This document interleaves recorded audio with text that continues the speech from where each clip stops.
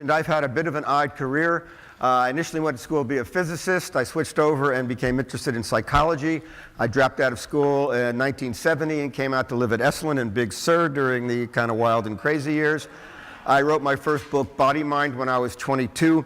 And when I was 23, I was asked to co-head up a project to see what was possible in terms of causing or allowing older men and women to rejuvenate or refresh or reinvent. It was called the SAGE Project.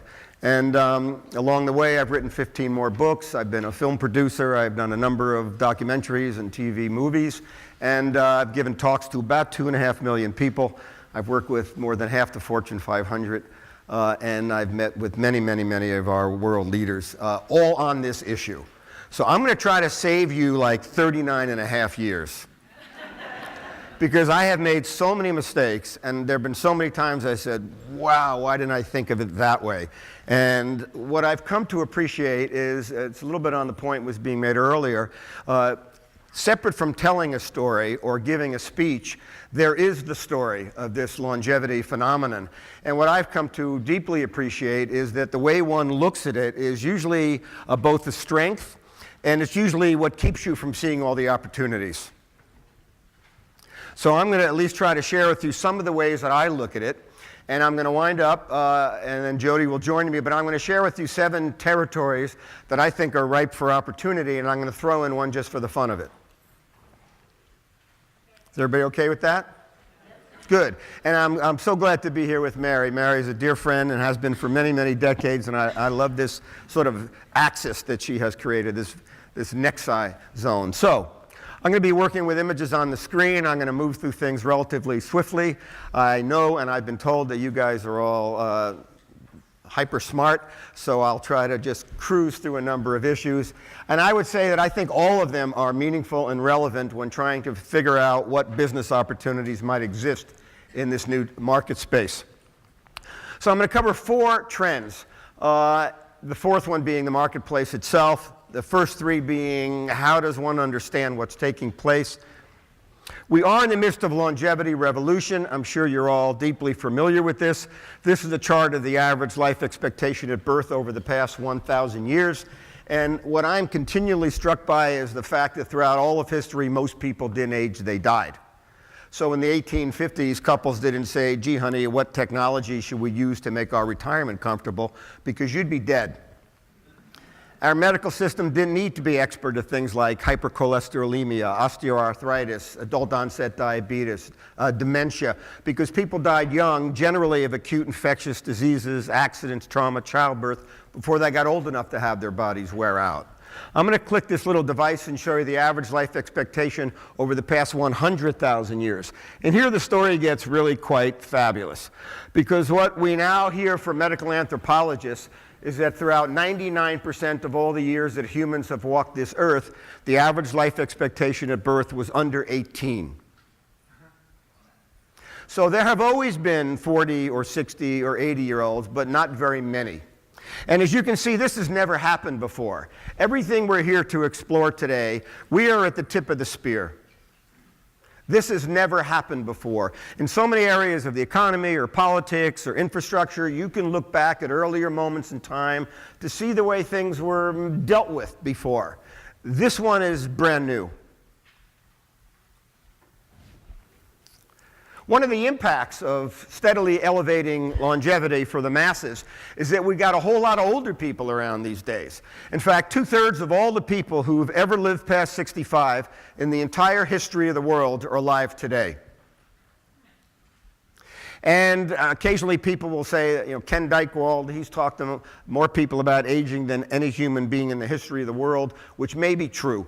And I'll tell you, one of the things I've noticed from all these decades is that most of these older adults haven't a clue what they ought to be doing with their lives. They're the frontiers. They're the pathfinders. They're at the front end of this evolutionary journey. And we, perhaps, are there to enable, to empower, to enlighten, to liberate what comes in this new stage of life. Another interesting point is, and I've heard it all morning today, and yesterday I was at a great session, who are we talking about? we're using, I think, this notion of 65 as a marker. And that was selected by Otto von Bismarck in the 1880s when he was crafting Europe's first pension plan. And the average life expectation in Europe and the Americas was 45. So we think of ourselves as very cool, very hip, very futuristic. We're Silicon Valley, we're Bay Area, and yet we're somehow, our minds are anchored or hinged to a notion that was crafted, you know, a century almost and a half ago. By the way, if we were to use the same Bismarckian model today, we'd be retiring people at 98. So what does 65 look like anymore? Well, Sophie Loren was 65 when this picture was taken. And just to give you a frame of reference, when Whistler painted his mom, she was right around the same age. So this is... So I've heard the word seniors a lot today.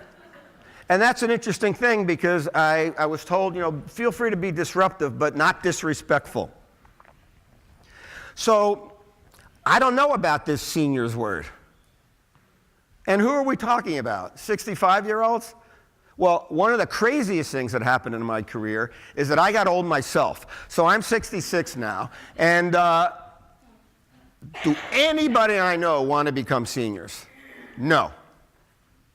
They think of that, that's what my mom or dad or grandparents were. So what are we talking about? Who are we talking about? Good thing to at least reflect on. I was taken the day that John Glenn announced he was going to be going up into space at 77. And so I was asked by CNN if I would provide commentary about this. And I know Glenn. I've testified beside him in Washington. He's a very tough guy. I don't know him personally, but I know him a little bit.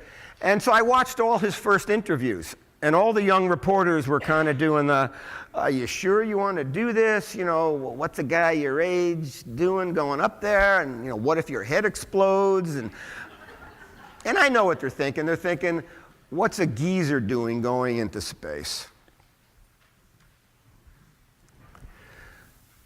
So Glenn turned to these young reporters who were kind of hacking at him, and he said, hey, you know what? Just because I'll be 77 doesn't mean I still don't have dreams.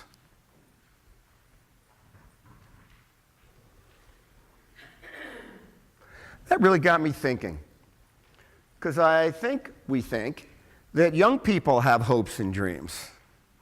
And then you grow up and you either fulfill them or you don't, and then, you know, maybe you can act like a child again for a while. I think what Glenn was saying was something quite provocative to human evolution, which is that if we're going to live a long life, maybe we can have a dream at 50, or a new hope for ourselves at 84, or an aspiration as to what we could become, write our first book of poems, fall in love, run a marathon, get a Nobel Prize at 97. So as you might imagine, over all these decades, I've met many, many, many centenarians and many, many interesting people in their 50s and 60s and 80s. And there is a new model of old emerging. I just thought I would show you one example. There's many, but here's just one.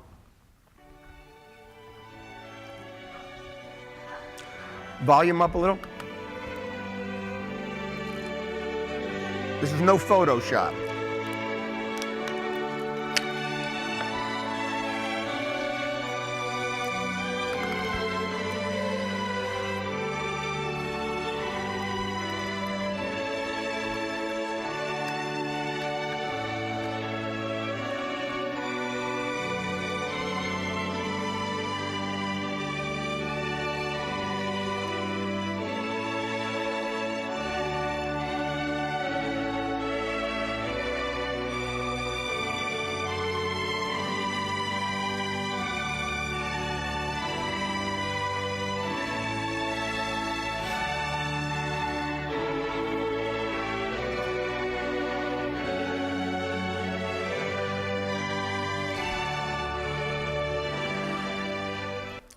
So this is one of the more interesting challenges, which is that many of us have a story. Well, my grandmother this and my mom and dad that. Our grandparents and our parents grew old in the past. The future marketplace, there are going to be people growing old in the future. Second point, I think the way we think about life is being altered by longevity, and it's also impacting the marketplace and advertising and all sorts of interesting concepts. And specifically, I think people are wondering where to put the longevity bonus. Now, historically, you may not have thought about this, but people are inclined to live what I'd call a linear life plan. And the way it worked is that you knew you had a certain amount of life, and then you had certain obligations, and then there were biologic overlays. And so you learned, you worked, you had some rest, and then you passed away. I have some pictures, actually. You learned, and you learned one time. I remember when I was growing up, the belief was that when you graduate high school or college, or if you got an advanced degree, that would last you till the end of your days. And then the idea was, and by the way, so education was front-loaded. And we also had a theory that you can't teach an old dog new tricks. And so older people can't learn. Young people learn, older people don't. And then we believed that, you fell in love and it always lasted to the last breath you took. And then you divided up the responsibilities. Honey, I'll do this, you'll do that. The kids always turned out perfect. And then right before you die, you took a cruise, and that was the package. Now, if I had the gift of longevity to hand out, if I could give you today a year, 5, 20, 22, and all you had to do was decide where you were going to put it, I guarantee you wouldn't put it at the end. In all of my years, I've never had somebody say to me, I like the idea of greater longevity because I'd like to wait until I'm incontinent, and then also when I've got cognitive impairment, and maybe I've run out of money, and I hope I can have 20 more years of that. And I'm being a little bit, maybe a lot obnoxious, and I apologize for that, but it's a way to kind of save time. But yet that's often the way we think about it, that when you hear about increases in longevity, current and future, because the future is going to be filled with all sorts of amazing things that will cause longevity to keep moving forward, somehow people think that what you're going to do is you're going to live your life exactly the same way, and then you're going to get old and just be old a really long time. Yet, my guess is, if I had asked you where you might want to put those years, you'd distribute them. And that's what everybody's doing. And perhaps that is the biggest change that comes about as a result of longevity. That people now think of life as a time for new beginnings, for do-overs, for falling in love again, for going back to school, for coming back from a surgical procedure, I was in a meeting just the other night, and a guy said to me, I've been a dentist my whole life because some 18-year-old drunk version of me thought it'd be a good thing to do. I mean, think about it. Most of us have been living lives doing or not doing based on what some young version of us thought we should do to please our parents or make a living or, get going. And it may be that now you've got some other views about all of this. This becomes the model. One of the biggest impacts of this is that our youth culture, we weren't always a youth culture. When in our colonial eras, everybody wanted to be old. There were very few older people, but it was believed that older people had wisdom. They were selected for their divine characteristics. If you remember the signing of the Constitution, everybody wore, gray wigs to appear old. But we've been in this youth era since the Roaring '20s, since the industrial era created, in a way, an industrial divide. Older people were left behind on the farms. Young people went to try the new things. And we might have learned a lesson then, that every time there's a new frontier of technology or work, we want to be sure to bring everybody along.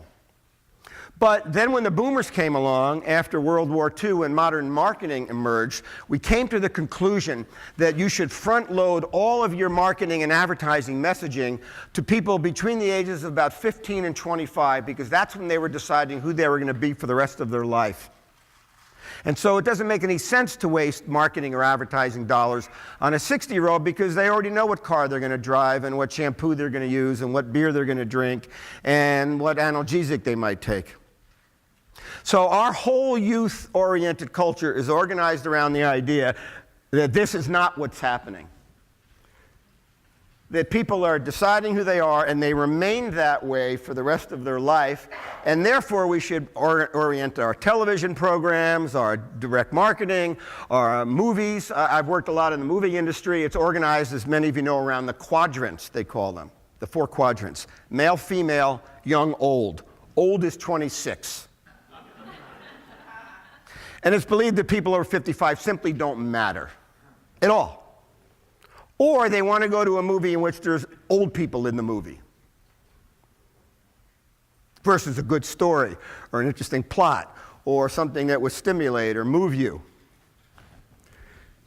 As we reinvent ourselves again and again and again, it means that people are trying new things throughout their lives. They're falling in love and starting households. They're remodeling their homes. They're changing their hairdo. They're learning foreign languages. They're traveling the world. And as we entrepreneurs envision, therefore, what are the market opportunities? We've got to keep that in mind. Retirement within that is also transforming. So here's part of the fun of this. We're trying to be entrepreneurs with new ideas and new technology, but we're trying to keep old still. Old should be the way it used to be. We should reference it at 65. We should call people seniors. When I got in the field, they were called, believe it or not, golden agers. And then this seniors word came along. People thought that was really futuristic. If you go to Webster's Unabridged Dictionary and look up the word retirement, which I have, it says to disappear, to go away, to withdraw. So that's an interesting model. We've been doing surveys, AgeWave, for decades now all over the world. And for example, we asked people, boomers, not yet retired necessarily, what's your dream plan for retirement work? And what people say, by the way, all over the world generally is, about 30% of people want to retire old school. I'm done. Some people want to work full time, not many. I gave a talk on a college campus, not with college students in it, a few months ago, and the students cheered for this because they don't want to work full time either. So they're thinking, whoever dreamed up that notion of distribution of work against a long life, what most people want is they want a balance. They want to work part-time or flex-time and try something new or have more time to play or maybe 4 months a year vacation. And that's an interesting challenge because that means that our corporations are going to have to learn from people like Lyft and Uber, how do you manage logistics better? Because the idea that, oh no, everybody's got to come in the same time is very 20th century. How are we doing so far, by the way? Okay, you guys okay? I think there's a new definition of retirement emerging. People want to be connected. They want, and by the way, they don't only want to be connected through technology. They want to be connected through touch, through laughter, through involvement, through education, through volunteerism, through work. They want to reinvent themselves. Is Gordon still here from Pixar? Gordon, so this morning Gordon was talking about storytelling, and I am not a children's book storyteller person, but I was a friend of Joe Campbell for years back in the old days. And Joe would talk about how the myths and stories that we learn as we're growing up, in a way, shape the way our lives unfold. They become the tracks of our lives in a way. And as we were raising our children, we found that by and large, there weren't old people in the stories, or they were geezers or crones, or they would put you in an oven and eat you. And by the way, the Up story was a beautiful story, but it's a certain kind of story.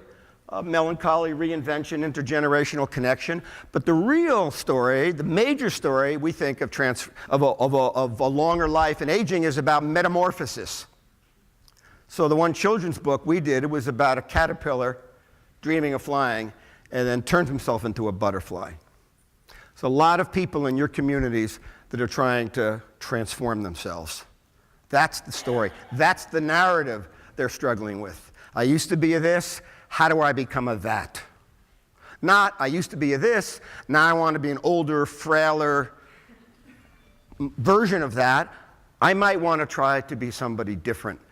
That's the 21st century narrative that all of us are going to battle and hopefully conquer again and again.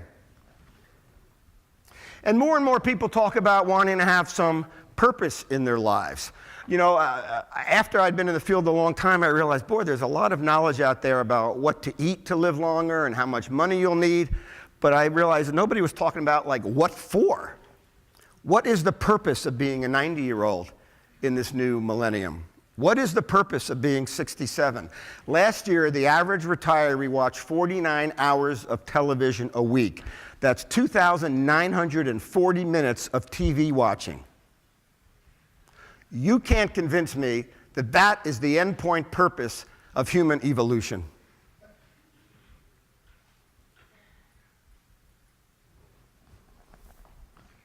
Third, to make the story even more active and therefore great for entrepreneurs, not only is longevity changing, and not only are people reconsidering their whole lives and who they are as they live these longer lives, but we've got this other demographic overlay that is really quite opportunistic.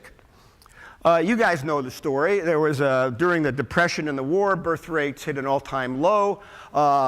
And then the boys came home. 92% of all women who could have kids did. They averaged 3.8 kids each. And for the next 18 years, we had this senior boom, baby boom, going to become whatever we decide to call it. But it wasn't just a demographic thing. It was a marketplace phenomenon. Johnson & Johnson, former client of mine, who used to have as their tagline, does anybody remember? Babies are our business, our only business. Why? Because they had the Johnson & Johnson's No More Tears shampoo. They reintroduced the Band-Aid in 1951. As sidewalks were being laid in suburbia, kids were scraping their knees. They needed to take this institutional wound care product and turn it into the open market. And to this day, you know, they've hit the jackpot on that. By the way, I'll give you one other thought. Boomers are the first generation who grew up with the belief that they should never feel pain. Honestly, our parents and grandparents, yeah, they washed their hair, their eyes burned. So we're a generation that, man, are we not stoic. So, you know, dealing with pain, 100 million people with chronic pain, think about that one for a little bit. I could show you 100 slides like this one. As the boomers migrated across the lifeline, every time they stepped into a new stage of life, some, either by thought or chance, entrepreneurial opportunity took off.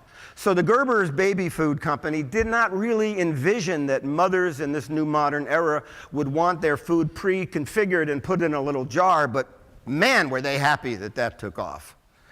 Boomers got a little bit older, and all of a sudden we were outgrowing all of our row houses in Newark or San Diego or St. Louis. And so some people said, what we need to do is to build a new type of living, housing. So we'll take all the farmland outside the cities and we'll turn it into suburbs with more bedrooms, because these kids are going to want their own bedroom. And we'll see what happens.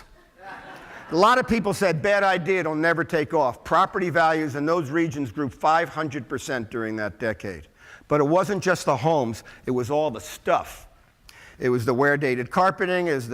Can any of you in this room remember the Jackie Gleason show, The Honeymooners? What kind of refrigerator did he have in his kitchen? Bang, right. He had no refrigerator. There were no refrigerators before the boomers came along. There were ice boxes. And how did you get your ice? The Iceman delivered your ice. Boy, talk about no internet. There was no ice, you know, back then.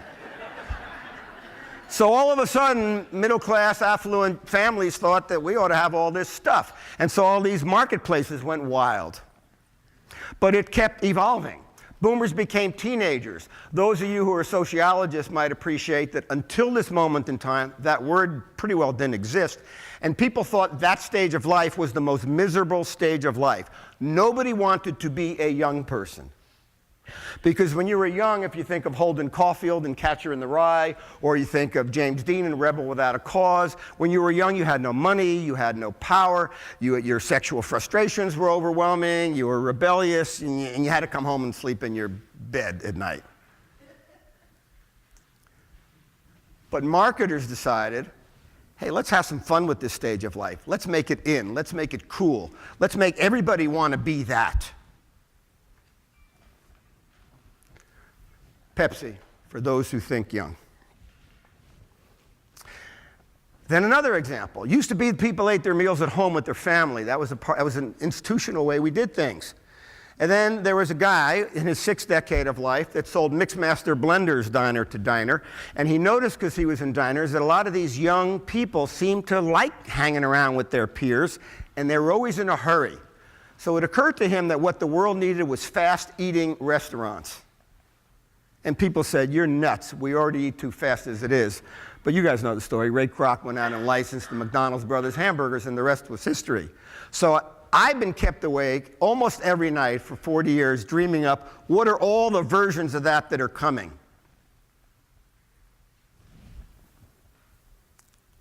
So the average age of the Rolling Stones is now early 70s. They are older than our Supreme Court. Hey, but I'll tell you what, they can still rock and roll. So it's like, what are we talking about? We have something in the state of transformation. Longevity, maturity, and then this boomer generation brings its unique, quirky personality characteristics to flavor the story and to populate it. When I switched over from the not-for-profit field to the for-profit field 30 years ago, I was taken by the for-profit sector, the idea of valuations, which not-for-profit organizations pay less attention to. And so the notion of growth, that if you have a senior center and last year you had 1,000 people and this year you have 1,000 people using your services, you're doing fine. But if you're IBM and you have no growth, your market value drops. I thought, what if you apply that to demography? So I put these charts together of the 1950s. This is the way each demographic segment grew or shrank relative to itself. Obviously, a time of growth of children's-related action, whether that's life insurance, kids' toys, Mattel, Hasbro. Obviously, 1960s, changed. 1970s, 1980s. Let me know if you see a trend forming here. 1990s. Here's a decade we just passed. Now I'm going to click this device and show you the way America is reconfiguring between 2000 and 2020.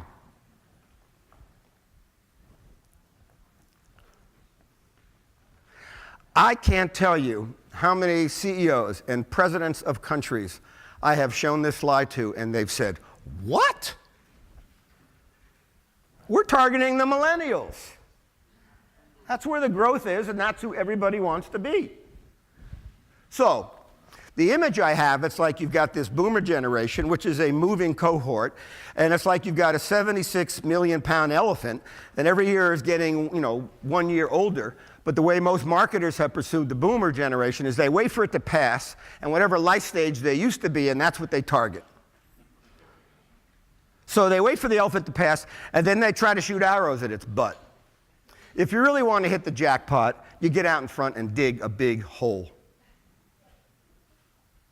There is no market force more predictable than this age wave. None.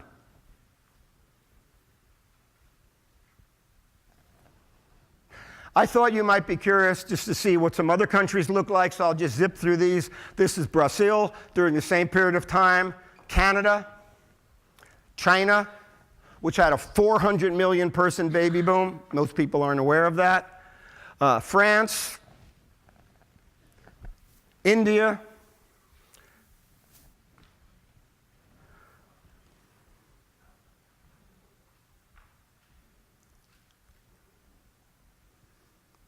Now we're going to look at the marketplace. But before I do that, what I've talked about is we're living in a historically unique moment in time that requires fresh entrepreneurial thinking about the sociology, the demography, lives, families, identity, psychology. Erik Erikson, also one of my mentors.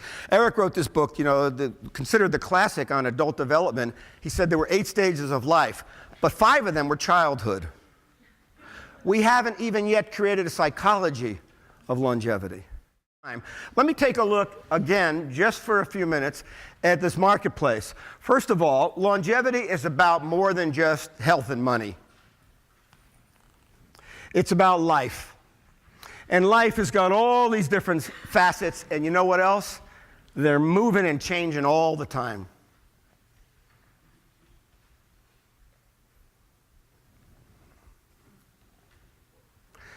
For me, one of the biggest challenges is this this veil of ageism.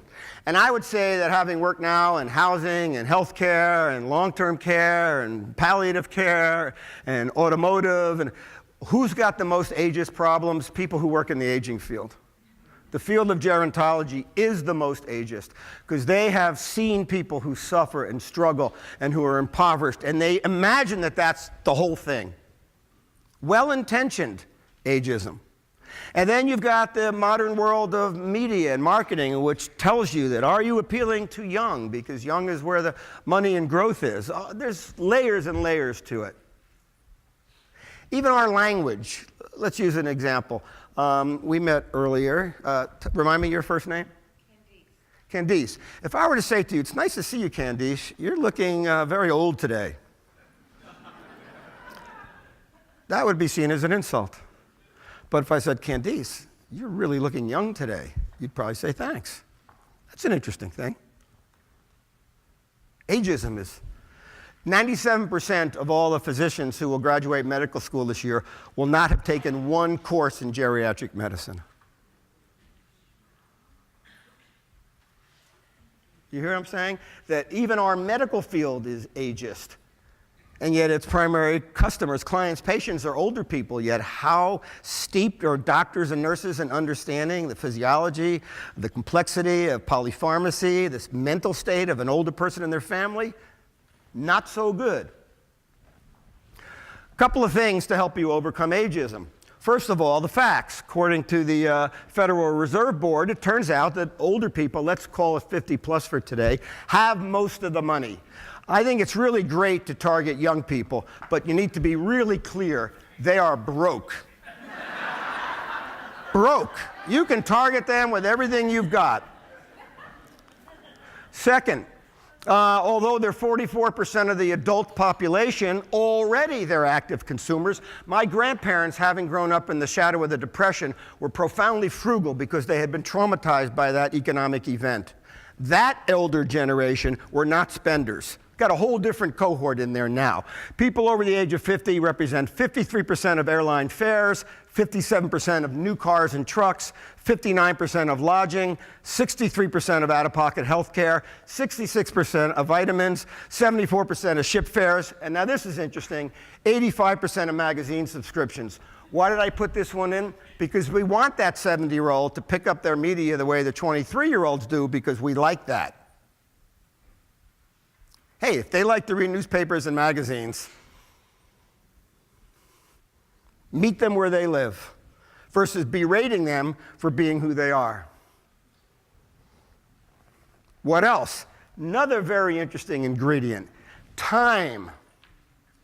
Time affluence. You take a look at most of the stages in life, and people between the ages of 25 and 45 are the most time constrained.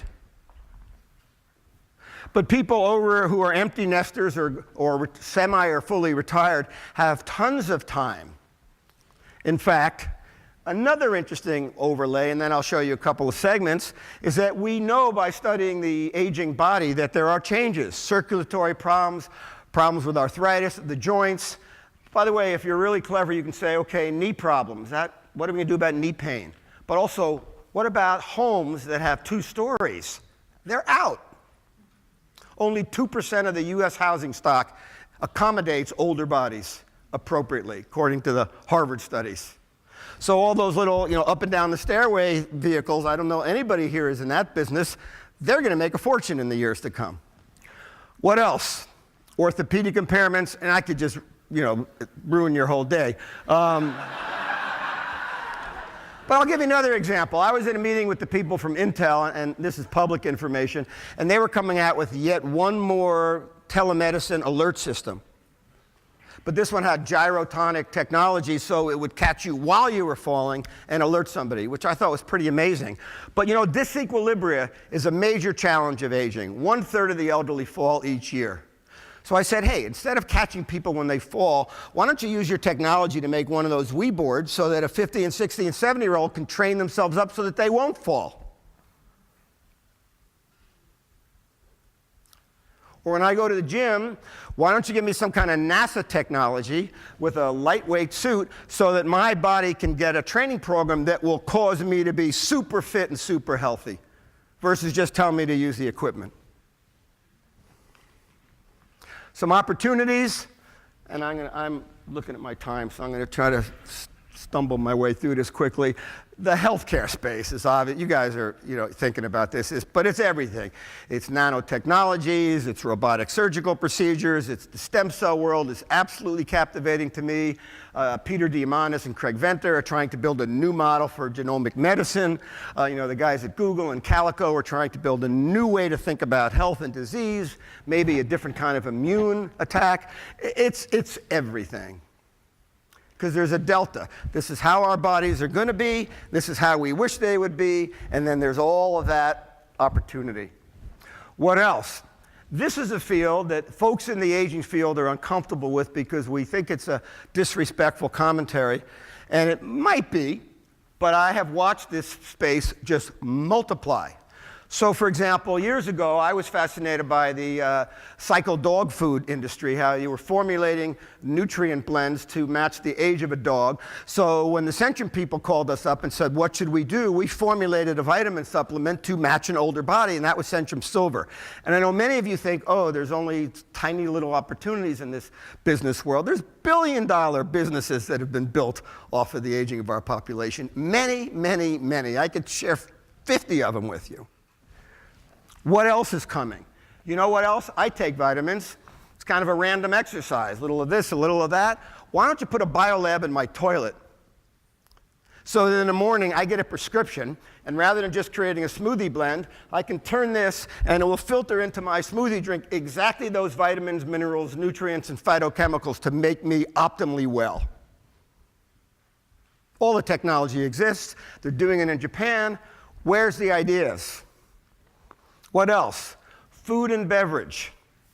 Whether it be adding nutraceuticals, whether it be coming up with less unhealthy foods. And I'll tell you that Quaker was a client of mine, but it was Pepsi that acquired Quaker, and that was all about the age wave.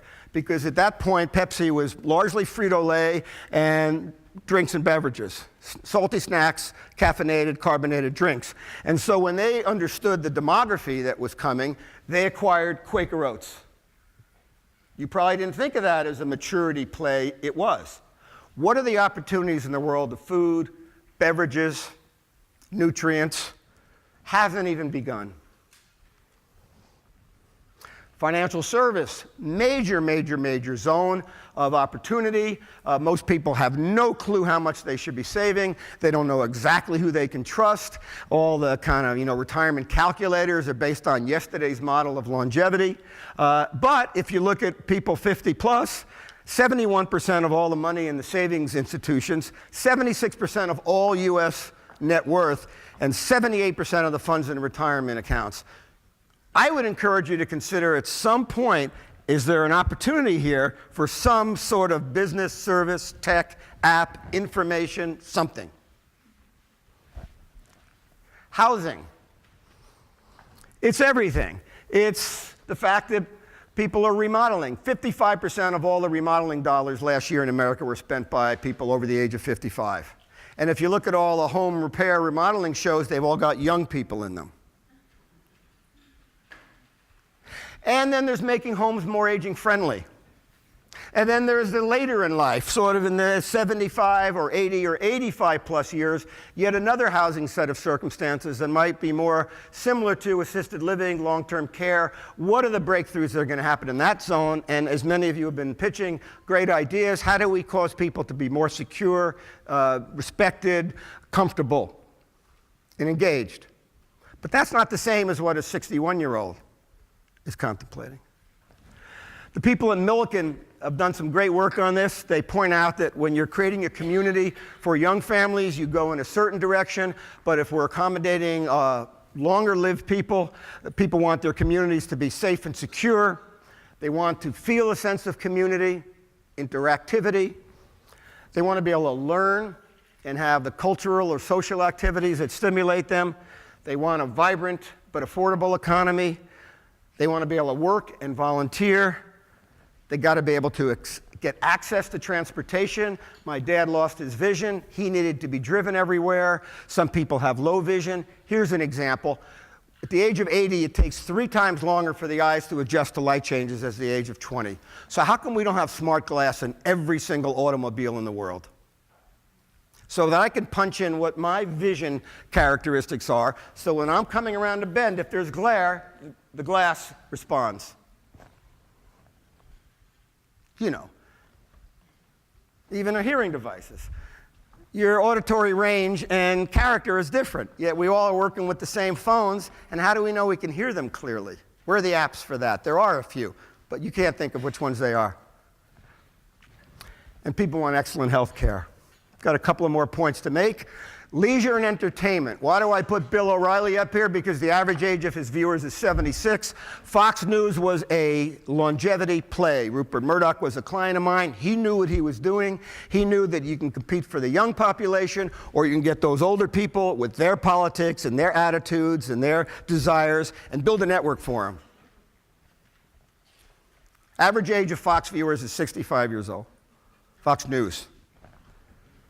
But all the things that people might do in their free time. Theater, I went to see last week, my wife and son, we went to see Hamilton in New York, and I got to tell you, it was like an AARP convention. That was not a young crowd. I'm almost done. In the next 20 years, there will be 2.5 trillion hours of free time to be filled. 2.5 trillion hours of free time to be filled. What do boomers want more of in the next stage of life? They want to have fun. Almost at the end, we're going to see the travel industry explode. And far away, expensive travel, but also local travel. How do you go visit a friend's house or a cousin's in another city and learn to take in a different part of the world? Last point I'm going to make. A contribution, I apologize, I've run a little long. I throw this in as an extra, and I'd like to show you one clip of an application of technology to helping people contribute. And then I'm going to tie all this together and welcome Jody. Volume up. Not all of our students have the chance to travel abroad and to interact with native speakers of English. And we're always asking ourselves, how can we make it more real, more human?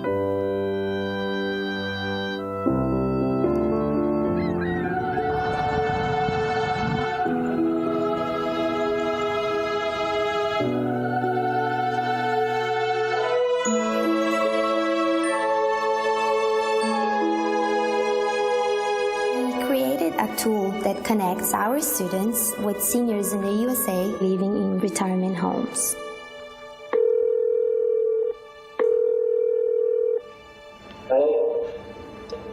Hello, hello. Melissa. Hi, Dick. Can you hear me?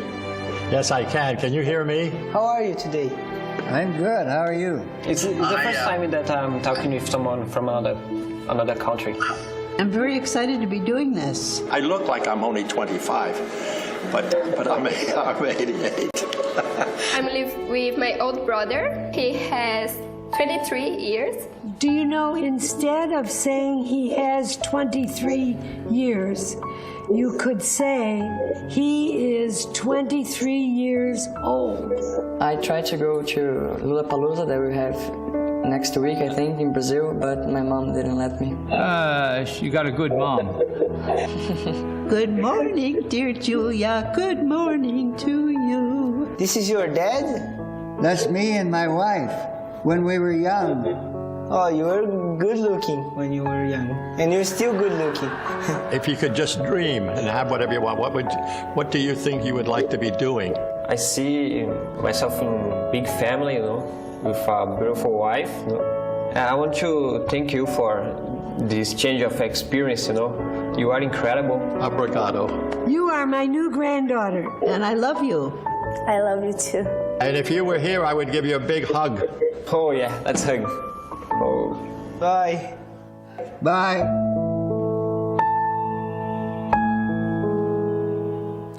So on this last, yeah. On this last point, we're talking about the marketplace and the economy. There's also the giving economy. Retirees currently contribute 42% of all volunteer hours and 45% of all dollars given. Because the number of retirees is going to grow by 57% over this next decade, even keeping today's dollars, what you're going to see is a massive amount of volunteer hours contributed, an extraordinary amount of charitable donations given by older adults. It's going to be an $8 trillion longevity bonus. And I don't know how many of you have thought about the whole world of philanthropy and contribution and purposeful giving and encore volunteering, but it is about to go wild. So, to conclude, we're living in a time of increasing longevity. There are new paradigms for how people are contemplating each stage in life with opportunities to kind of do it over or try something new. This age wave is going to layer in growth like we've never seen before in the older adult population. And there's a marketplace that's emerging, and it is so big, it is so opportunistic that you can't even begin to imagine what's going to happen in the next 10 to 20 years. But that's what we're here for. So thank you guys for being so patient. Hopefully I've given you a few things to think about. Thank you.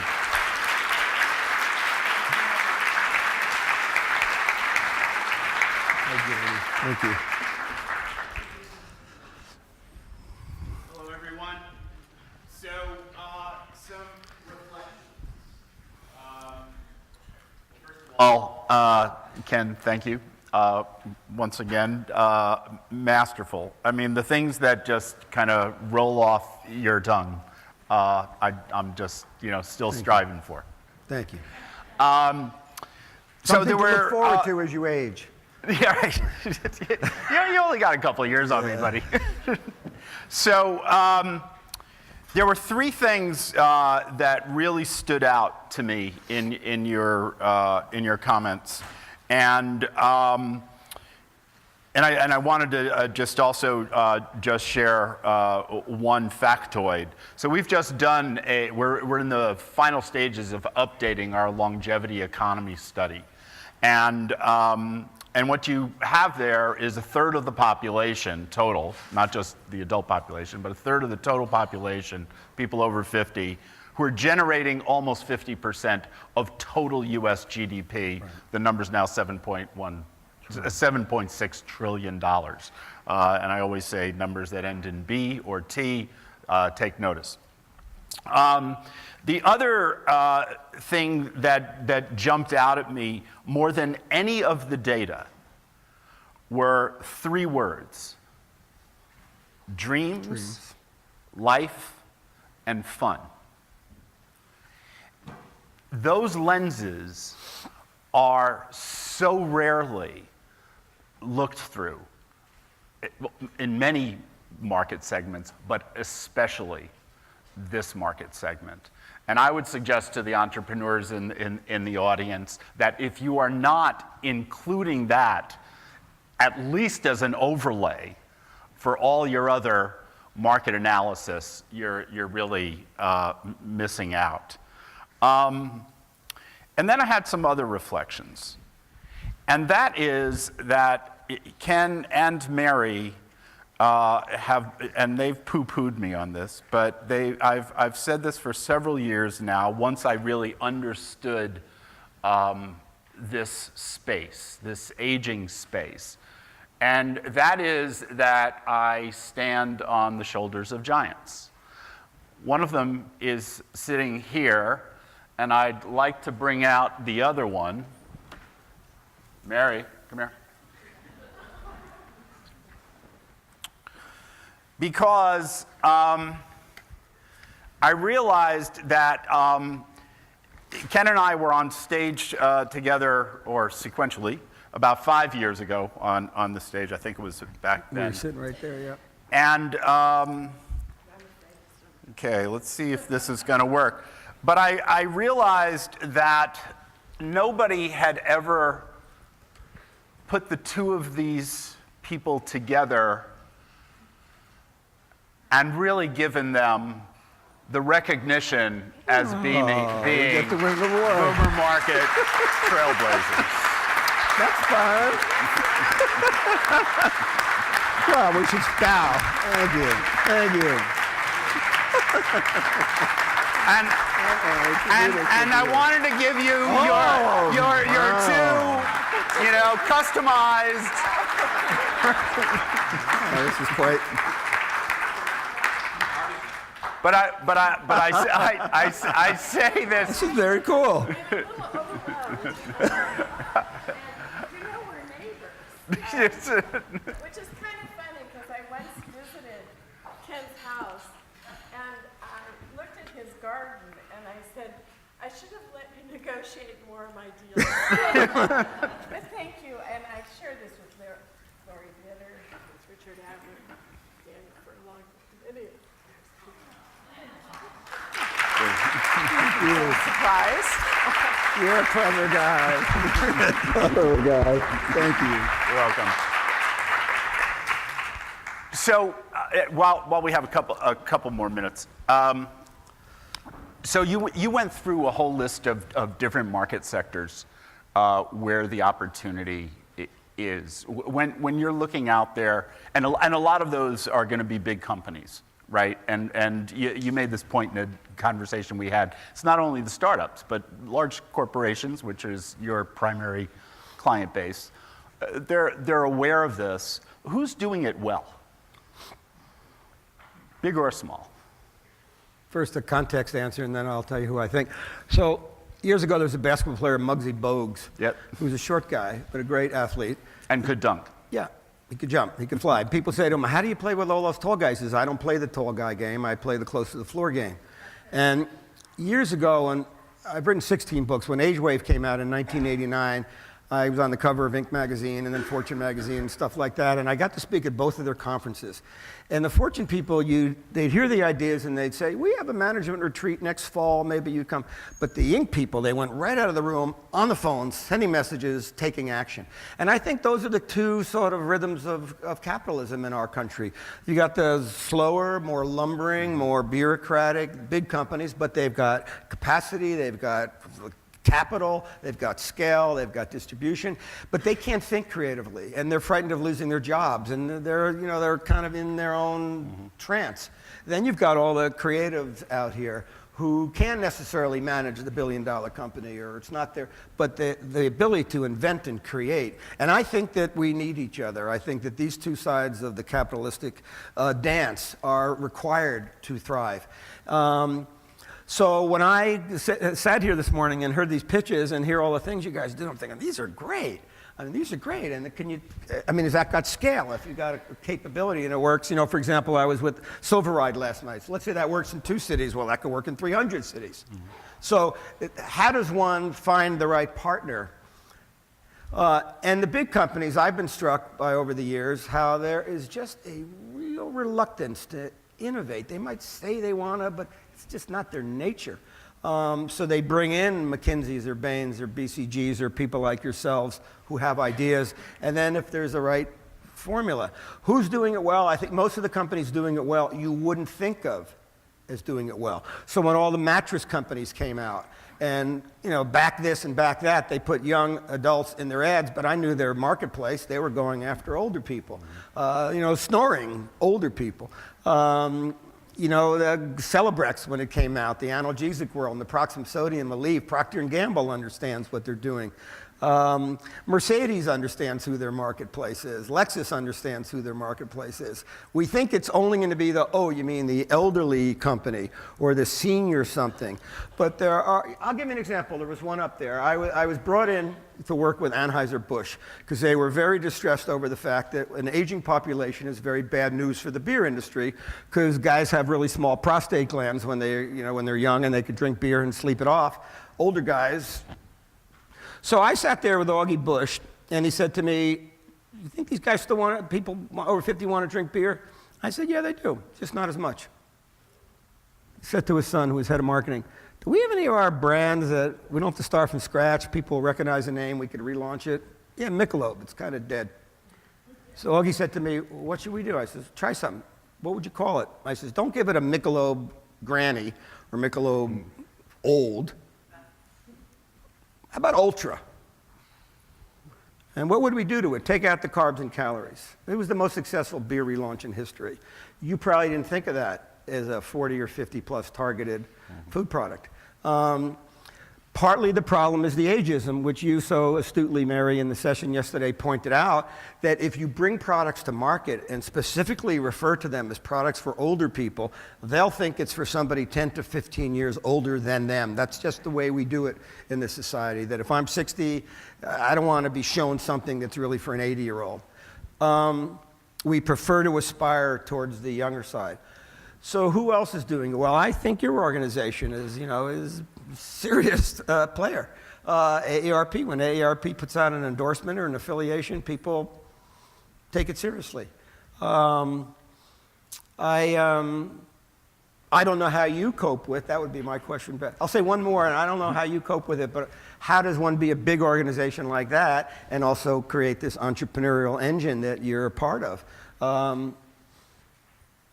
Who else is doing it well? I think that I have so many examples. That's partly the problem. In terms of the senior world, I saw the home instead people here. I think Paul and Lori Hogan had a good idea, and they're doing a nice job growing it out. Biggest challenge, of course, is they can't find more caregivers. So how do we populate the world of low-paid people to care for all these older people? And technology, you look at Lori Orloff, what she's working on. I think there's so much intelligence, but it's not necessarily gathered. It's not congregated. You and I have never sat down and said, for 10 hours, we're just going to what are all the ideas that are going to happen? We're all kind of, So can we get that on the calendar? Sure. Okay. Just too much bits and pieces. I think there's the next wave revolution, kind of like what Aging 2.0 is doing with entrepreneurs, but I've seen more success, and at this stage of my life, I'd be more inclined to go the entrepreneurial route, because I'd rather deal with, we got all the capital we need for the first, second, third, fourth, fifth rounds, we got distribution ready to go, boom. When we came up with Tylenol arthritis, 6 months later, that was $1 billion product. And that would have been a really hard thing to try to grow as an entrepreneur. So you probably wouldn't think Tylenol arthritis was a 50-plus play. It was. No, I would. Yeah. Yeah, now especially that we got a little aches and pains, so. Yeah. So you raised the issue of caregiving. Huge focus of AARPs. We have a research consortium of us, United Healthcare, Robert Wood Johnson, Pfizer, MedStar Health, all looking at caregiving. Our forecast is there's going to be a gap by 2020 of 117 million people in need of some type of care, but only roughly 50 million caregivers available, 45 million unpaid, and an additional 5 million paid caregivers. So huge gap. Technology has to play some role. Looking really further out, thinking about dreams, fun, and life, what's that future? So I don't look at it exactly this way, so let me show you how I look at it. I see that when I was 30, I did a book with Jonas Salk, and we talked about, we're going to have more iron lungs back in the 40s. I wasn't alive then. Or are we going to wipe out this disease? If we could wipe out Alzheimer's and related dementias, we wouldn't have so many elder people in 8 to 10 years of cognitive decline needing of caregivers. Second, over the age of 75, 52% of the American public lives alone.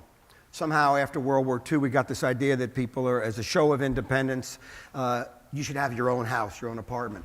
I think if people were more likely to co-house and to have roommates and housemates, and I think if we could wipe out Alzheimer's, that the need for caregivers would alter dramatically in the future. Nevertheless, in this period between now and then, technology has got to fill that gap. All the sorts of technologies that I'm hearing here today, and there's a lot of, I would say, in fact, when I come away, a lot of attention on that zone. How do we get the information back and forth? How do we have people have reminders? How do we engage people, keep them connected with their grandchildren in the outside world without having to have a nurse drive to the house and spend 20 minutes? And but nobody's really cracked that code big style yet. So everybody's trying to build the operating system or the mechanism that United picks up. So I'd rather see a diminished need for long-term caregiving by fixing the problems But in between now and then, the next 10 to 15 years, we're going to see a lot of need for technology filling that gap. For me, the touch point is Star Trek. I start with Star Trek. I go to sleep with Star Trek. I'm kind of weird that way. I'm toe to toe. But, first Bluetooth communicator, 1965, Lieutenant Uhuru, right? First tablet, 1988, Picard reading Shakespeare in his office, right? The tricorder. Now we got the X Prize and Peter Diamandis and Qualcomm, $10 million. By the way, for startups, that is too much money. What else? And then voice recognition, right? Just where I think Echo and Amazon have it right is that once you take the friction out of trying to find that button to push, that's typically a black button on a black background with a 2-point font, black typeface, and which I don't think even my children can read, let alone me. Once you can just say it into the air, make me my Earl Grey tea. So can I respond to that? So many, many years ago, there were a group of us who felt that doorknobs were really ineffective. Because if you were an elder person, you had arthritis, doorknobs are very difficult to work. But then we thought, well, if you're young and you're carrying a baby, you've got a bag of groceries. So there was a movement towards what we called universal design. Mm-hmm. And notice now almost all environments have door levers. Right. Most of our world has not been designed to be comfortable or accommodating to people over the age of 50 or 60. 2/3 of people over 50 wear bifocular lenses. So if you go to the supermarket, you look in the lower shelf, you can't see anything. Or you're getting off a bus and you're going to fall because it's a blur. We haven't thought about that. Buttons in the back of a woman's dress are not designed for a woman who's had a mastectomy or who's single. How do you do that? So it's not just the tech devices, it's all of it. And how do we make it more accommodating? Going to voice would clear that interim period of trying to match people up with technology they can't feel or touch or use easily. I agree. We're going to have to leave it there. Our award winner is hastening us.